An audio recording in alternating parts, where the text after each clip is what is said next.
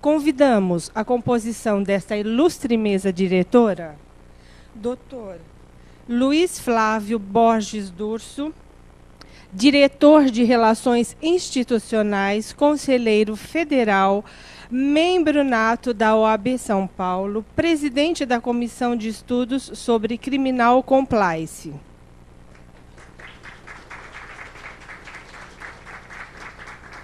Excelentíssimo senhor Marco Antônio Marques da Silva, desembargador do Tribunal de Justiça do Estado de São Paulo. Dr. Eduardo Vera Cruz Pinto, professor catedrático da Faculdade de Direito da Universidade de Lisboa, membro do Conselho Superior de Portugal e presidente do Instituto do Direito Brasileiro da Universidade de Lisboa. Doutora Lúcia Maria Bludeni, conselheira seccional, presidente da Comissão de Direito do Terceiro Setor e conselheira curadora da Escola Superior da Advocacia. Convidamos também Dr. Alexander Mendes Zakimi, presidente da Comissão do Acadêmico de Direito e conselheiro seccional. Dr. José de Ávila Cruz, presidente da Comissão de Resgate da Memória da OAB. E Dr. Fábio Semas Gonçalves, diretor-tesoureiro, representando neste ato a subseção de Mogi das Cruzes.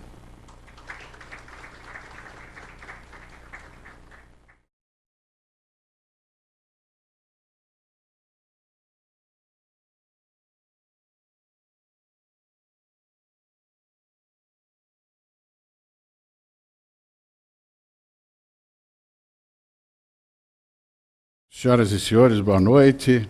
Com muita alegria que eu quero saudar os integrantes desta mesa e permitam-me fazê-lo nas figuras de três pessoas que têm uma representatividade muito grande e que, sem dúvida nenhuma, trazem um brilho de destaque para esta noite. Cito em primeiro lugar, permitam-me, o desembargador Marco Antônio Marques da Silva.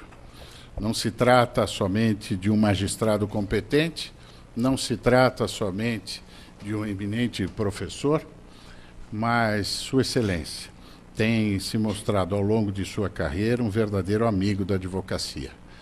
Um amigo desta casa, alguém que tem incansavelmente defendido as prerrogativas profissionais dos advogados.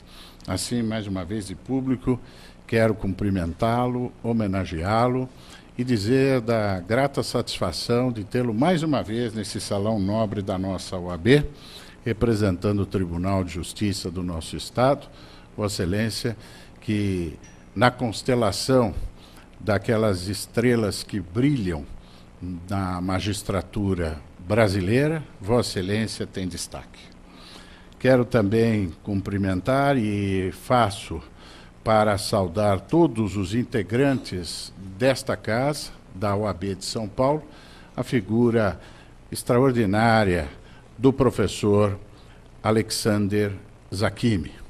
Sua Excelência tem coordenado algumas atividades muito importantes da nossa casa e, em destaque, a porta de entrada de contato dos estudantes de Direito com a nossa OAB São Paulo. O Dr. Zakimi tem se empenhado em acolher os estudantes e trabalhá-los de maneira tal a criar um ambiente de berço dos novos talentos, das novas lideranças, preparando-os para integrar a advocacia nos vários espaços e preparando efetivamente o futuro da nossa OAB. Quero, portanto, Zakimi, também publicamente homenageá-lo e, na pessoa de Vossa Excelência, todos os advogados que compõem não só essa mesa diretora, esta plateia e todos aqueles advogados e advogadas que nos assistem e depois assistirão com os recursos tecnológicos que o ensino à distância traz, uma vez que essa palestra fica, meu caro professor, à disposição no site da Ordem para acesso gratuito pela internet a qualquer pessoa que deseje ter contato com o conferencista e com o conteúdo programático do Departamento de Cultura. E quero trazer o destaque maior desta noite.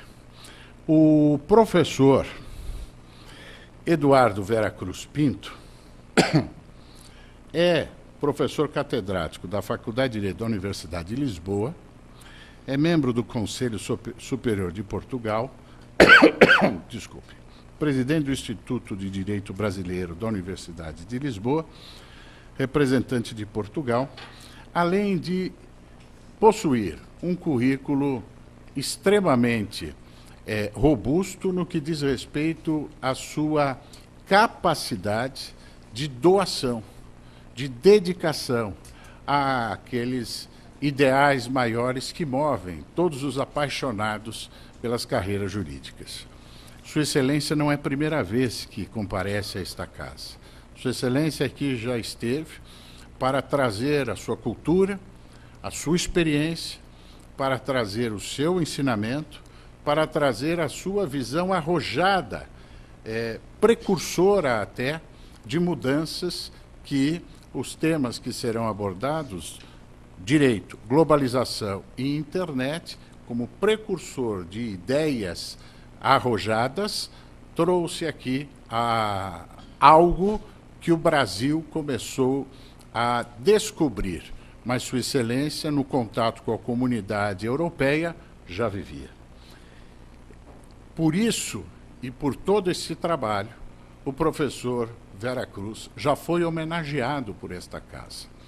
E esta homenagem, que foi realizada há alguns anos, ela se renova toda vez que Sua Excelência aqui comparece. Honra, portanto, a todos nós a presença de Vossa Excelência e digo também que o contato que Sua Excelência tem hoje não se limita a este ambiente. Independente daqueles que nos assistem online, para se ter uma ideia, hoje, meu querido desembargador Marco Antônio, já chegamos à marca de 900 mil acessos a palestras que aqui foram realizadas. Volto a insistir, além da Escola Superior de Advocacia, com seus cursos de longa duração, com a sua possibilidade de habilitação e titulação, a Escola Superior de Advocacia tem também o ensino à distância. E o Departamento de Cultura, com este ensino à distância, considero que revolucionou o aperfeiçoamento da nossa ciência e democratizou, porque a partir do momento em que uma palestra desta importância pode ficar acessível a todos os operadores do direito e mais, a quem quer que seja, bastando acessar do seu computador em qualquer local do planeta, a hora que desejar, só não se aperfeiçoa quem não quer. Daí o privilégio de poder acessar o site da Ordem e ter contato permanente com tudo o que se apresenta de mais novo no que diz respeito aos avanços que o direito experimenta em todo o planeta. O exemplo disso está hoje aqui presente. Assim, meu querido professor, com a amizade que nos une, com a simpatia que lhe dedico e com a gratidão que tenho a Vossa Excelência, enquanto presidente desta casa, durante aquele período, Sua Excelência sempre nos prestigiou. Veio de bom grado, veio de graça, nunca cobrou absolutamente nada. E vem do além-mar, atravessa o oceano, para nos visitar e vir trazer aqui as suas ideias. Não há dinheiro que pague isso. mas a nossa gratidão, a gratidão dos advogados de São Paulo, certamente Vossa Excelência pode levar na bagagem, porque o eco do seu pensamento permanece e começa a frutificar em solo brasileiro. Aliás, Brasil, que Vossa Excelência pode considerar também a sua pátria. Seja sempre bem-vindo, meu caro professor. Muito obrigado.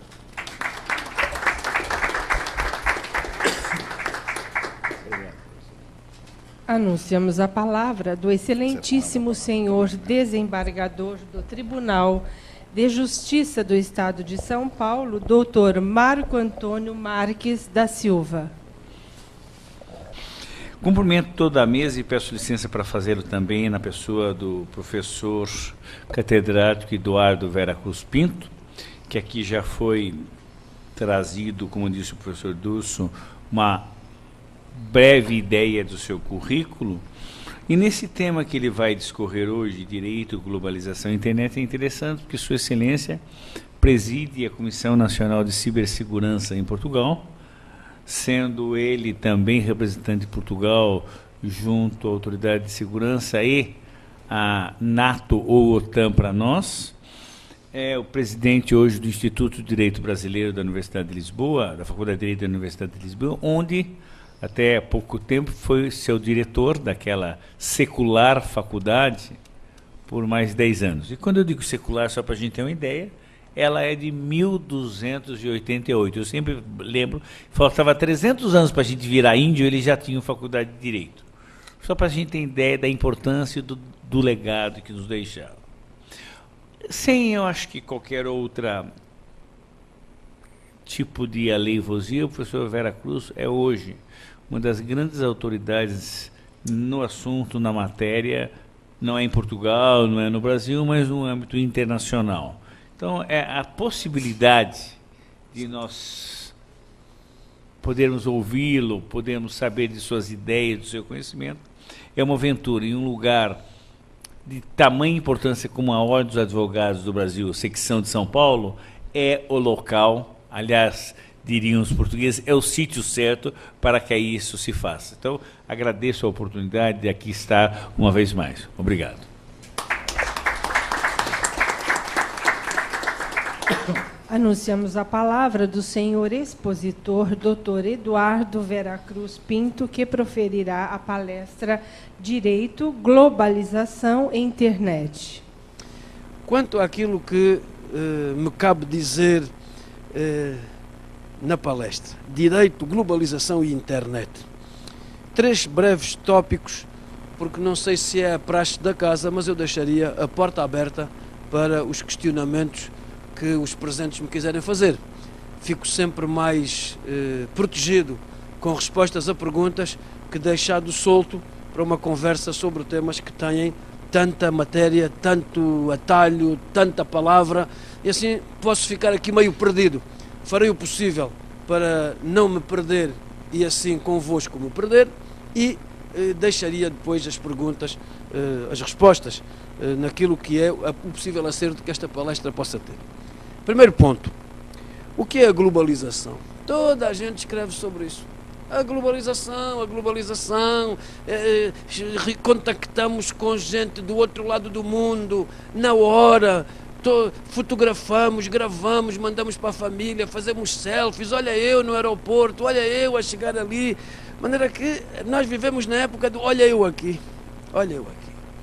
E parece que só existimos quando partilhamos, não já com os entes queridos, não já com as pessoas que têm interesse em saber aquilo, mas com o mundo, vai urbi et orbi, vai para todos. E então aí vou eu para o mundo através do Facebook e de outros instrumentos que estão para aí. Ora, esta globalização pode ter o nome que lhe quiserem dar, não é uma universalização. Não são todos os que têm acesso aos benefícios do mundo global. Primeiro, porque nem todos têm acesso à internet. Segundo, porque o acesso estúpido à internet ainda nos torna mais ignorantes, mais fechados. O contraponto da globalização que estamos a viver é enterrarem-nos em buracos identitários. A globalização vive de uma chantagem permanente sobre a pessoa humana. Quanto mais estou ao computador, quanto mais falo com gente que não conheço, quanto mais amizade faço com pessoas que nem sequer conheço no tacto, no cheiro, na vida de todos os dias, mais me enterro em pequenos grupos. Nós hoje vivemos a mentalidade de gangue. Temos que pertencer a qualquer coisa. Temos que ser aceites. Assim, ou é a torcida do time, ou é o grupo da escola, ou é o dos fãs de um grupo rock, ou os fãs de um rapper, ou determinado tipo de enquadramentos, e mais problemático ainda, uma ideia que a política nos trouxe em grave prejuízo do direito, com uma linguagem encantatória, a linguagem da justiça, a linguagem da história, a linguagem de uma sociedade mais igual, chamaram-lhe multiculturalismo, todos diferentes, todos iguais, e isso apenas fez com que nós ficássemos cada vez mais divididos. Estamos divididos por identidades a partir de características inatas, querem que nós pertençamos a grupos ao qual não escolhemos pertencer, porque ninguém escolhe nascer branco ou preto, ninguém escolhe nascer daquele jeito ou do outro, ninguém escolhe nascer naquela família ou em outra. Nós, pelo direito, ganhamos a faculdade de fazer escolhas. Eu não sou da comunidade dos carecas. Eu sou careca. Sou um careca único. Não creio que ninguém, por ser careca, pense como eu, nem que ninguém me obrigue a pensar como alguém que perdeu o cabelo. Temos a mesma fatalidade, perdemos o cabelo. É o que nos une. Eu não escolhi nascer branco. Eu não escolhi determinadas coisas. As minhas características inatas não me dão nenhuma identidade. E o direito garante, contra uma política agressiva no seu discurso, o direito garante-me que eu pertenço às comunidades que quero. Eu é que escolho se quero ser dançarino, se quero ser dançarino de valsa, nascido na Áustria, ou dançarino de kizomba, nascido na Áustria. Todo austríaco pode dançar kuduro, desde que saiba fazê-lo. Todo o português pode dançar samba, e todo o brasileiro pode cantar o fado. São escolhas que fazemos. As nossas identidades vêm das escolhas, do direito. O que é que fez a internet? A internet conseguiu que a globalização fosse um instrumento político de dominação. Mantêm-se as estruturas habituais do poder através da internet. Logo, primeiro aspecto, globalizar deveria significar universalizar. Dar ao homem a dimensão da humanidade toda a que ele pertence, desde que nasce até que morre. Infelizmente, a globalização é de quem domina a tecnologia, de quem tem o dinheiro para conseguir, através das descobertas, da ciência, encontrar mecanismos que são apresentados como democratizadores, e o poderiam ser, mas que acabam por ser instrumentos de poder. Não tenho tempo para vos falar da forma como determinadas superpotências, hoje só temos uma, usa a internet para violar constantemente a sua própria Constituição e a sua própria lei. Discutimos muito se uma figura que todos conhecem, que é o Snowden, chamamos-lhe assim porque até parece que andamos com ele na escola, o Snowden, não é? Nem sequer omitimos o artigo definido. Quando queremos falar de alguém que está distante, dizemos António, não dizemos o António, não é? Mas do Snowden, todos dizemos o Snowden. Ora, o Snowden veio dizer-nos, eu pertencia a uma estrutura que tinha como função, e uma estrutura estadual, que tinha como função devassar tudo, sem critério. Em nome da segurança, nós devassamos tudo. Vida normal de pessoas sem significado ou vida pública e vida de estadistas. Esta maneira de utilizar a internet para violar as leis importa-me pouco. Isso é assunto lá do Ministério Público e das investigações, não é da minha conta. Mas utilizar a internet para ofender valores e princípios de direito já me diz muito. Os americanos mais empenhados nas questões da segurança chamam a este homem traidor. A maior parte dos juristas chama um homem que é luta pelos valores do direito contra a devassa da vida privada. O Snowden é o único pirata, traidor, herói? Não. Nós hoje temos, na nossa investigação penal, a utilização de meios informáticos e de meios tecnológicos que nos estão a avassalar a vida. Nós aceitamos com uma grande leviandade, com uma grande ligeireza, que determinado tipo de investigação, com o beneplácito de magistrados judiciais, passe para escutas telefónicas sem critério. Não é a escuta telefónica que se vai, aquele número em especial. Escutam-se todas as conversas de um suspeito, esquecendo que um suspeito é uma pessoa com direitos. Eu tenho direito. Se eu sou suspeito da prática de um crime, e normalmente se fizerem essa investigação, certamente ela será arquivada, bom, então ninguém tem que ouvir as conversas com a minha mulher, em que falamos dos nossos filhos. Ninguém tem que saber da minha vida privada, da minha vida íntima, da minha vida de emoções, da minha vida sexual, da minha vida... O que é isto? Se eu não coloco estes aspectos da minha vida na praça pública, com que direito é que um oficial de justiça se julga agora capaz de as ouvir? E de as ouvir, determinando depois outro tipo de investigações. Que tipo de meio é este que permite tanto devassar-me o meu correio, a que chamam mail, não é? O meu correio eletrónico, devassar a minha vida de comunicações, de contactos, a minha agenda. Logo, nós vivemos hoje uma globalização que não está a servir os interesses que propagandeiam. Nós estamos a assistir a uma entrada da televisão. Eu gostava de olhar para trás, porque não há saber jurídico sem história, e verificar como, por exemplo, quando foi preciso começar a fazer autópsias, qualquer pessoa que aparece morta, faz uma autópsia para apurar o que a matou.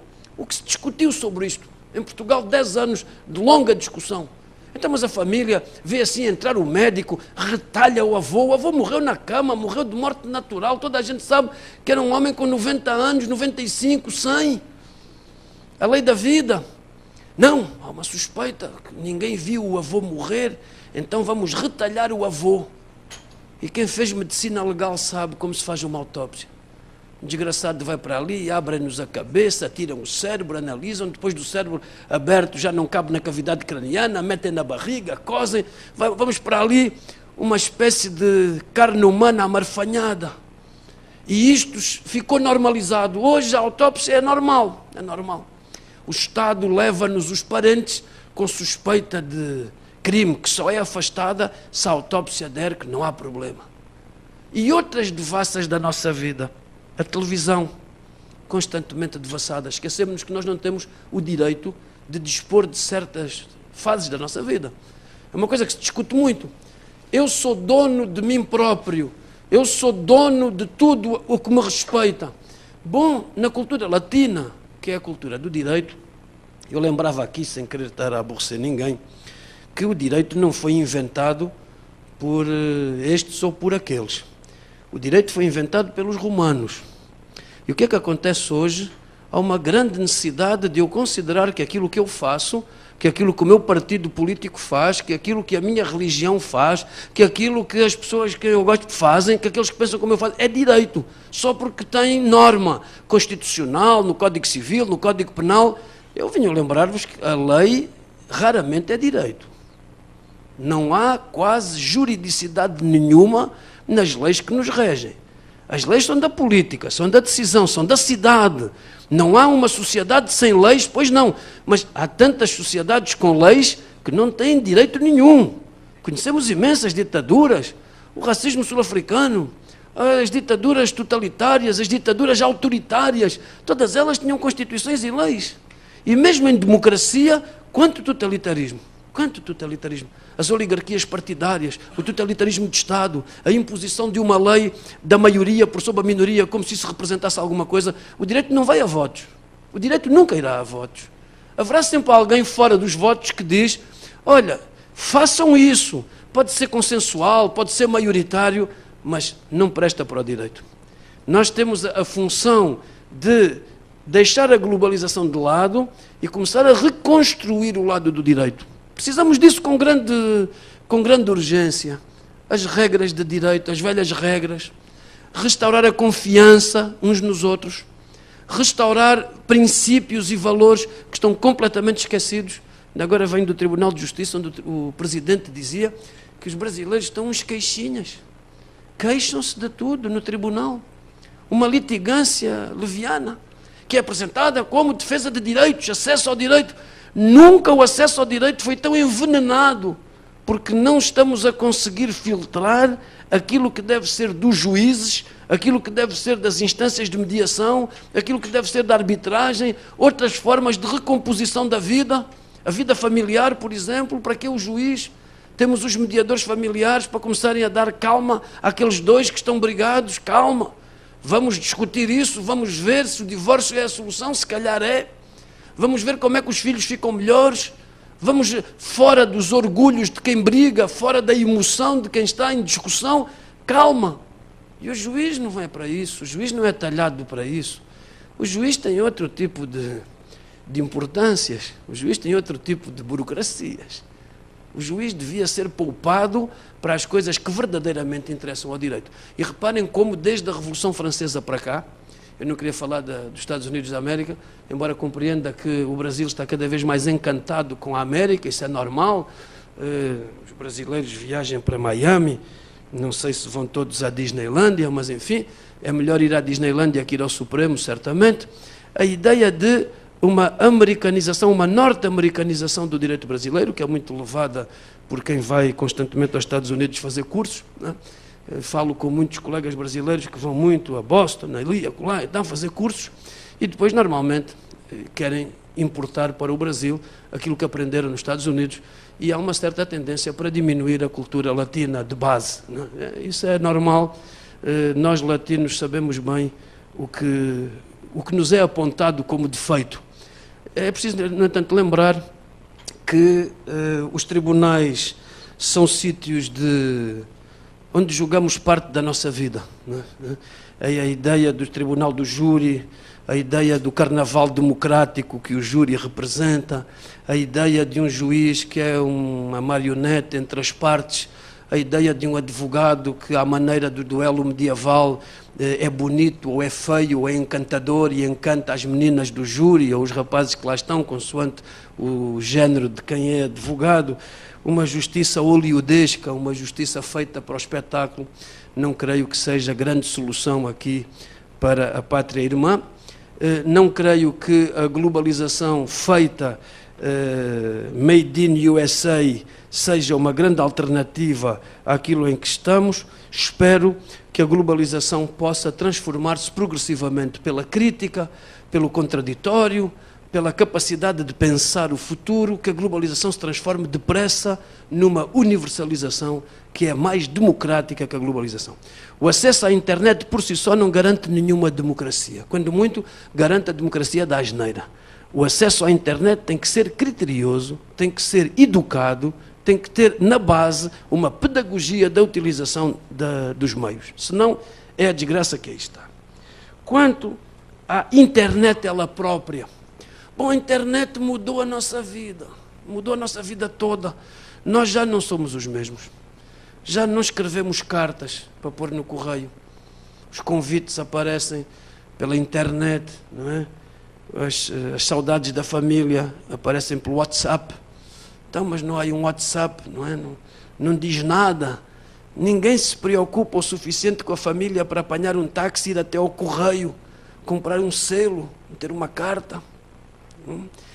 Que saudades, minha querida, para aqui estou, no Brasil, na verdade.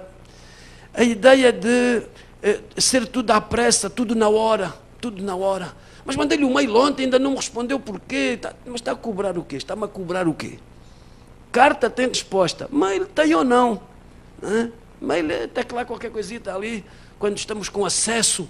E agora tem-se acesso em qualquer lado. Antigamente tínhamos que chegar ao hotel, pôr a palavra. Mas por que não compra um aparelho que lhe dá acesso já? Porque eu não quero que me deem acesso já. Eu quero estar no banheiro tranquilo, quero estar tranquilo à mesa, sou de uma cultura em que à mesa é que se trata dos assuntos da família e do trabalho e das coisas importantes da vida. A mesa não é um pretexto, a mesa é o verdadeiro texto, não é? Nós expressamos-nos através da comida. E por isso, talvez uma comida demorada e não um fast food que não só me alarga as formas, como me deforma a saúde. Logo, é preciso que nós voltemos a alguns espaços que tínhamos e perdemos, mas não voltaremos para trás. Não é? O Homo sapiens continua a sua vida, mas cada vez menos sapiens. Não queria falar disso, porque acho que o presidente do Brasil tem outras versões desta conversa, mas a ideia de haver um homo no sentido da humanidade, não é? Um Homo sapiens que perde a sabedoria pela forma como quer ser informado. Hoje em dia a bebedeira informática é tão grande que não sabemos ainda a dimensão da ressaca. Não sabemos.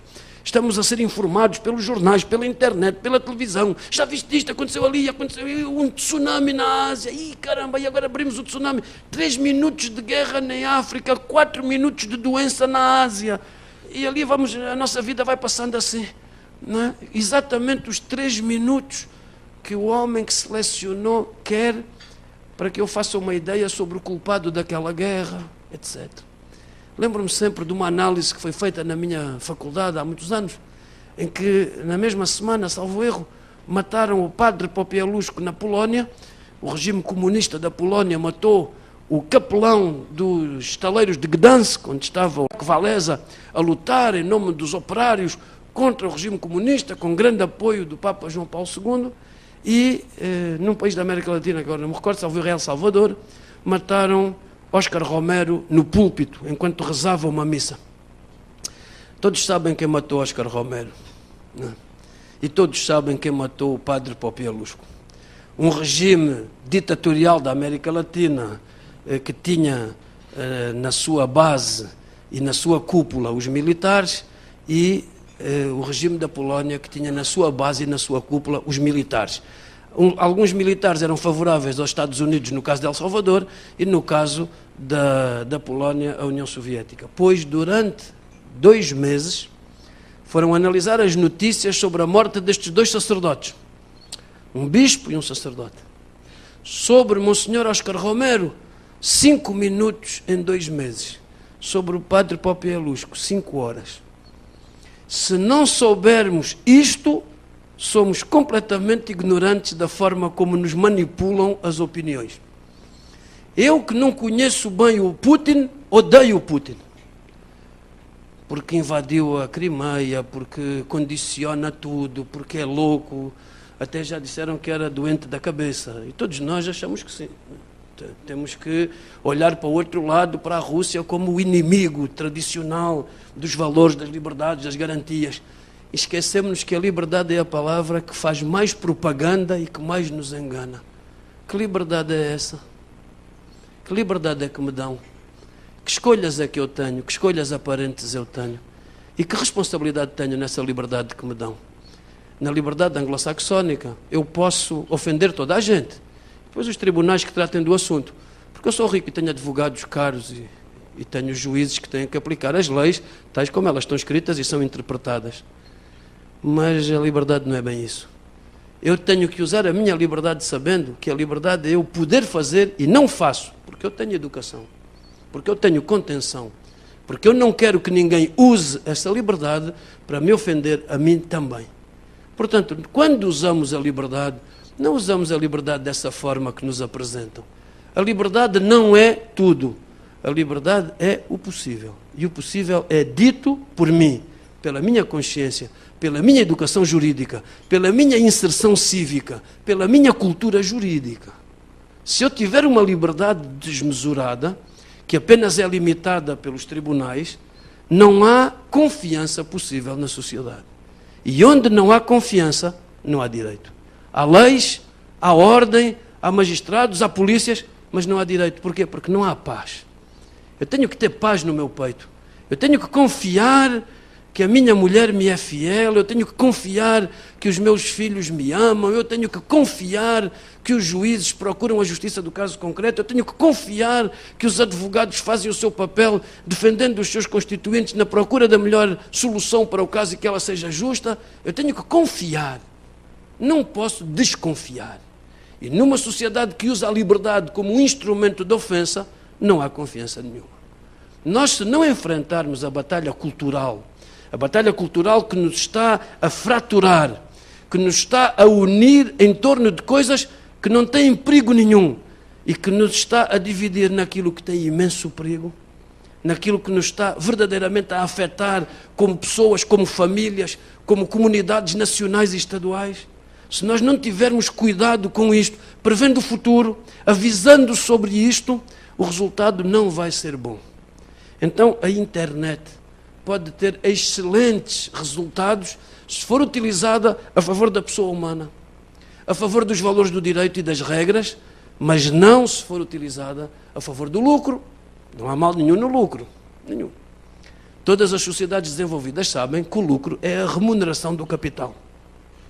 Quem arrisca capital recebe compensação. Isto é mais ou menos universalmente aceito. Onde é que está o perigo? Transformar-se o lucro em abuso. Desde os romanos que nós sabemos o que é o abuso de direito. O abuso de direito é alguém servir-se de uma posição dominante para avassalar completamente a parte contrária. Está-nos a acontecer isso.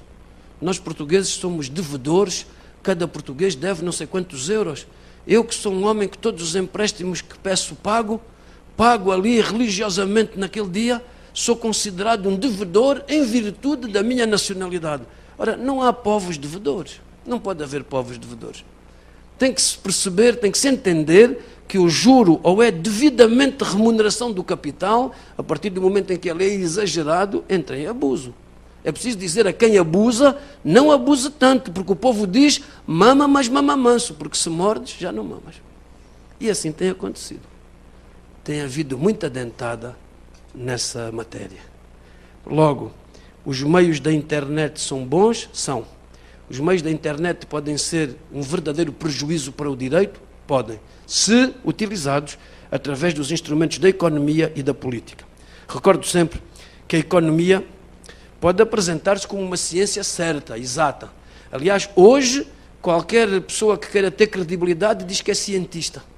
Existe a ciência jurídica, parece que já é ciência também. Existe a ciência dos astros, na forma como se lançam as cartas. Existe ciência em quase tudo. Mas a ciência não é a única área de credibilidade dos saberes. Existem outras áreas de credibilidade. A economia ou é política ou não é. Nós estudamos em Direito Economia Política. Não estudamos Economia Científica. Se a economia fosse científica, não havia tanta crise. Portanto, é preciso mais humildade do lado dos economistas, porque eles fazem a bagunça e chamam os juristas para depois resolver. Eu não sei se nós estamos dispostos a ir sempre na parte de trás desse carro, desse automóvel. Nós temos direito de dizer aos economistas, a economia é uma opção política. Qualquer opção económica é política. Não pode ser nem financeira, nem económica, antes de ser política. Onde é que eu vou buscar a receita? Aos impostos.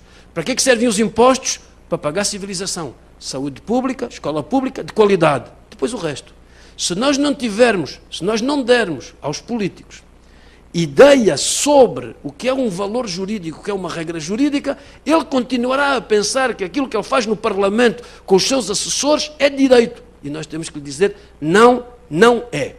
Não use as leis e as ideias do seu partido, da sua pessoa, da sua religião, da sua área, para vir dizer que o que faz é direito. Não é. A lei só é direito se for compatível com a regra. Tenho dito aqui várias vezes, peço desculpa a quem já ouviu, que a regra é a única forma de fazer direito. A lei não. A régua é uma régua, toda a gente sabe o que é uma régua. A régua faz riscos, e faz riscos direitos. Esse é o derectum, não é certamente a norma que uniformiza. O direito não se caracteriza pela regra beneficiar de poder coercitivo, o direito beneficia de uma força que é uma força que não corresponde à violência do Estado, não corresponde à violência da coerção, corresponde a uma força que vem da argumentação dos juristas. Por isso é que nenhum jurista tem poder. Não pode ter poder. Não pode ser jurista e ter poder. Há pessoas que dizem, o que é que você faz? Eu sou jurista. Mas isso é uma coisa ridícula. É coisa como perguntar a um homem, você é bonito? Sou. Para que esse o espelho contraria? Não se pode estar a fazer afirmações gratuitas. Eu sei lá se sou jurista. Os outros que me reconheçam. Eu sou licenciado em Direito, sou mestre em Direito, sou doutor em Direito, sou catedrático de Direito. Serei eu justo? Serei eu competente para dizer a justiça?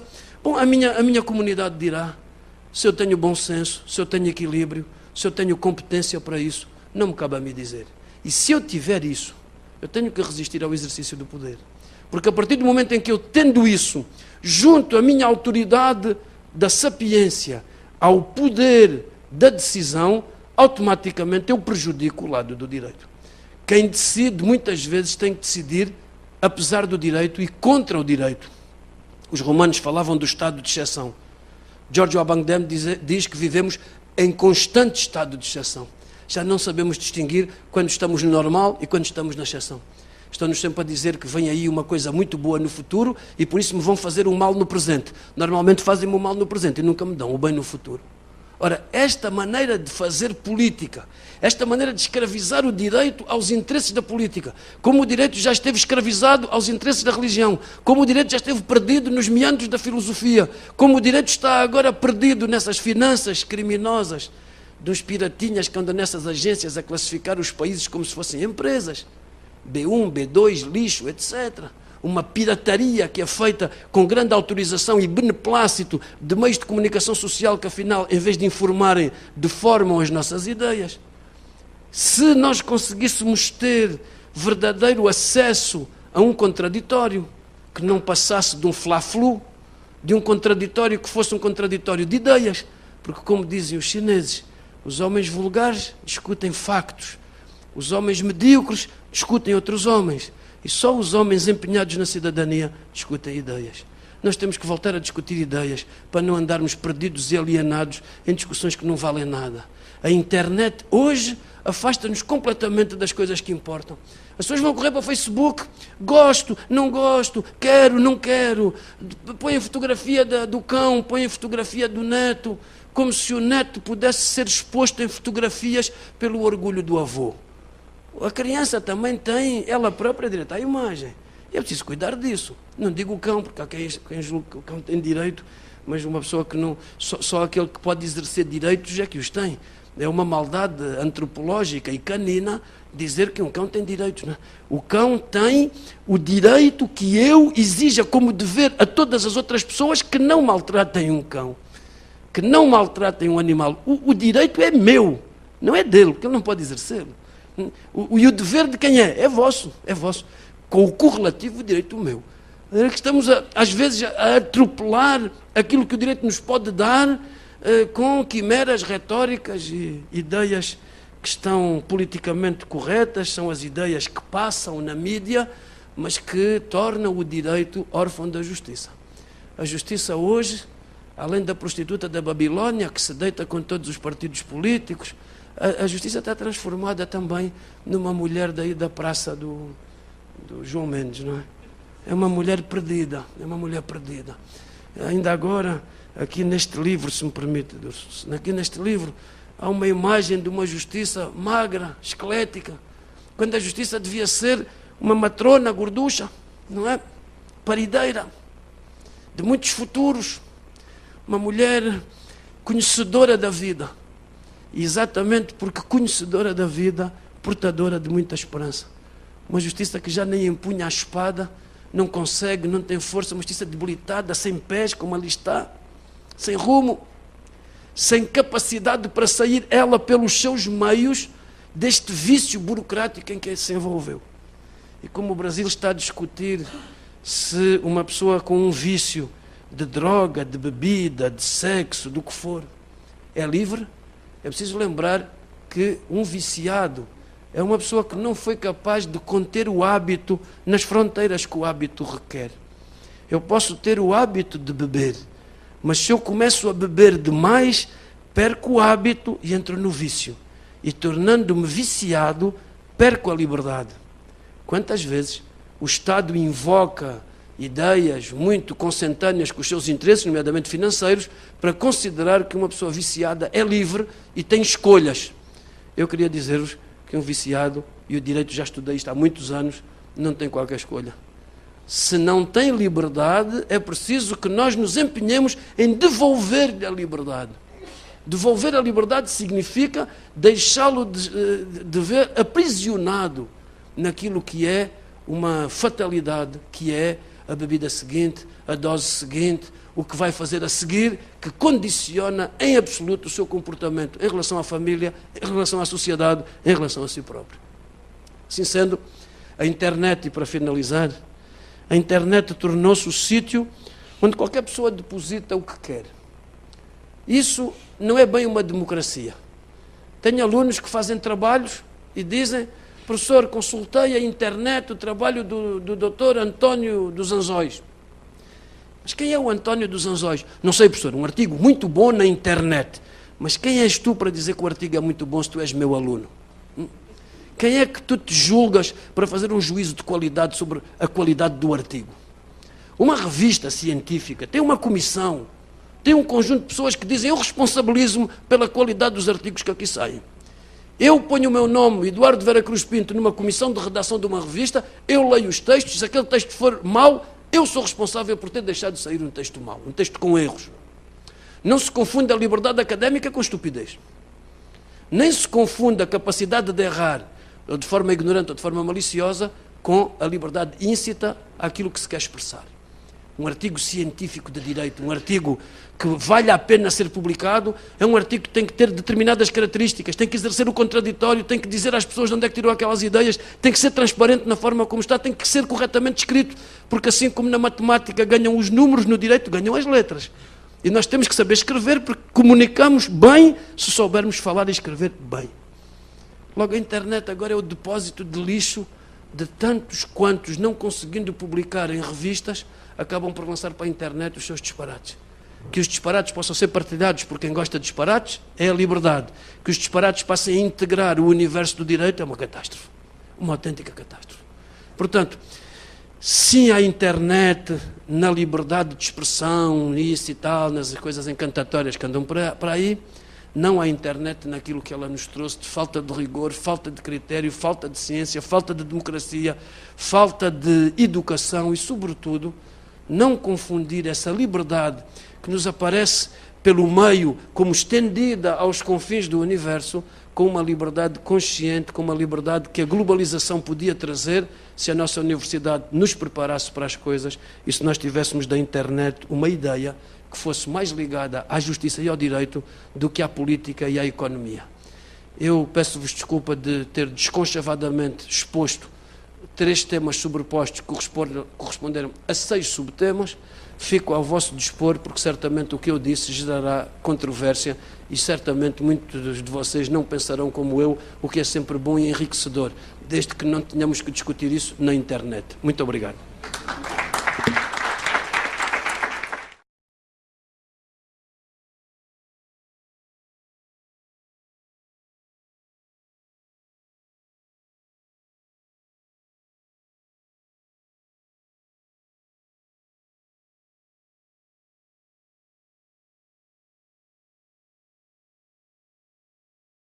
Fazer o destaque maior desta noite.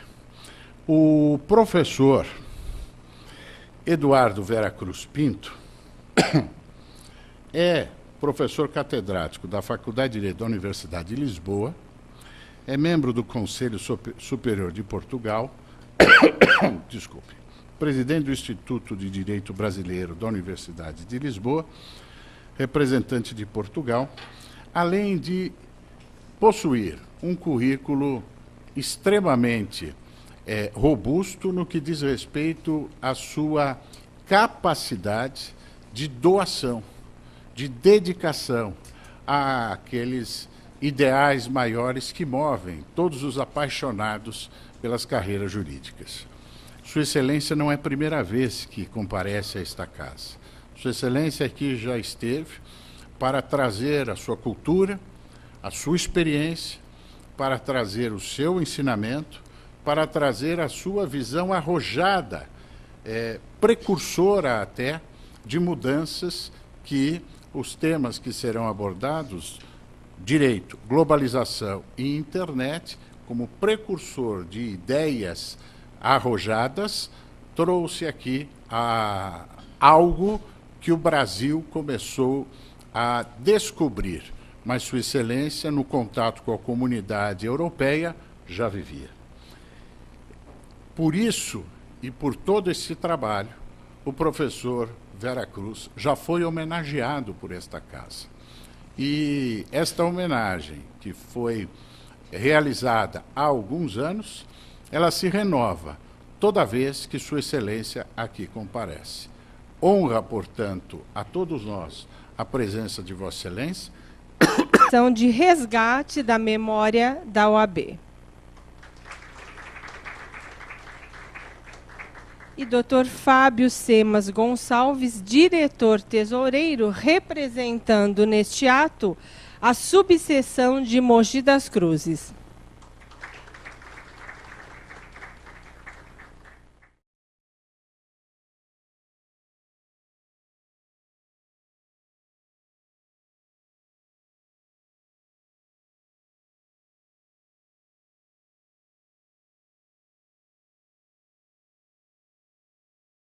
Senhoras e senhores, boa noite. Com muita alegria que eu quero saudar os integrantes desta mesa e permitam-me fazê-lo nas figuras de três pessoas que têm uma representatividade muito grande e que, sem dúvida nenhuma, trazem um brilho de destaque para esta noite. Cito em primeiro lugar, permitam-me, o desembargador Marco Antônio Marques da Silva. Não se trata somente de um magistrado competente, não se trata somente de um eminente professor, mas Sua Excelência tem se mostrado ao longo de sua carreira um verdadeiro amigo da advocacia. Um amigo desta casa, alguém que tem incansavelmente defendido as prerrogativas profissionais dos advogados. Assim, mais uma vez, de público, quero cumprimentá-lo, homenageá-lo e dizer da grata satisfação de tê-lo mais uma vez nesse salão nobre da nossa OAB, representando o Tribunal de Justiça do nosso Estado. Vossa Excelência, que na constelação daquelas estrelas que brilham na magistratura brasileira, Vossa Excelência tem destaque. Quero também cumprimentar e faço para saudar todos os integrantes desta casa, da OAB de São Paulo, a figura extraordinária do professor Alexander Zakimi. Sua Excelência tem coordenado algumas atividades muito importantes da nossa casa e, em destaque, a porta de entrada de contato dos estudantes de Direito com a nossa OAB São Paulo. O Dr. Zakimi tem se empenhado em acolher os estudantes e trabalhá-los de maneira tal a criar um ambiente de berço dos novos talentos, das novas lideranças, preparando-os para integrar a advocacia nos vários espaços e preparando efetivamente o futuro da nossa OAB. Quero, portanto, Zakimi, também publicamente homenageá-lo e, na pessoa de Vossa Excelência, todos os advogados que compõem não só essa mesa diretora, esta plateia, e todos aqueles advogados e advogadas que nos assistem e depois assistirão com os recursos tecnológicos que o ensino à distância traz, uma vez que essa palestra fica, meu caro professor, à disposição no site da Ordem para acesso gratuito pela internet a qualquer pessoa que deseje ter contato com o conferencista e com o conteúdo programático do Departamento de Cultura. E quero e digo também que o contato que Sua Excelência tem hoje não se limita a este ambiente. Independente daqueles que nos assistem online, Para se ter uma ideia, hoje, meu querido desembargador Marco Antônio, já chegamos à marca de 900 mil acessos a palestras que aqui foram realizadas. Volto a insistir, além da Escola Superior de Advocacia, com seus cursos de longa duração, com a sua possibilidade de habilitação e titulação, a Escola Superior de Advocacia tem também o ensino à distância. E o Departamento de Cultura, com este ensino à distância, considero que revolucionou o aperfeiçoamento da nossa ciência e democratizou, porque a partir do momento em que uma palestra desta importância pode ficar acessível a todos os operadores do direito e mais, a quem quer que seja, bastando acessar do seu computador em qualquer local do planeta, a hora que desejar, só não se aperfeiçoa quem não quer. Daí o privilégio de poder acessar o site da Ordem e ter contato permanente com tudo o que se apresenta de mais novo no que diz respeito aos avanços que o direito experimenta em todo o planeta. O exemplo disso está hoje aqui presente. Assim, meu querido professor, com a amizade que nos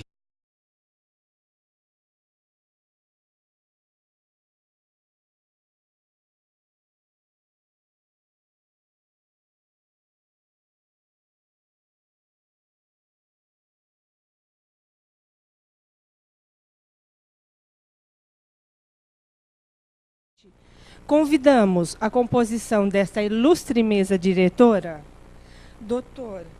Luiz Flávio Borges Durso, diretor de Relações Institucionais, conselheiro federal, membro nato da OAB São Paulo, presidente da Comissão de Estudos sobre Criminal Compliance.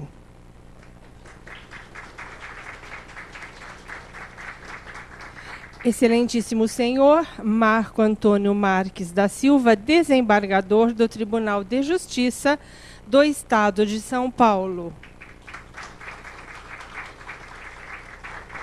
Dr. Eduardo Vera Cruz Pinto, professor catedrático da Faculdade de Direito da Universidade de Lisboa, membro do Conselho Superior de Portugal e presidente do Instituto do Direito Brasileiro da Universidade de Lisboa.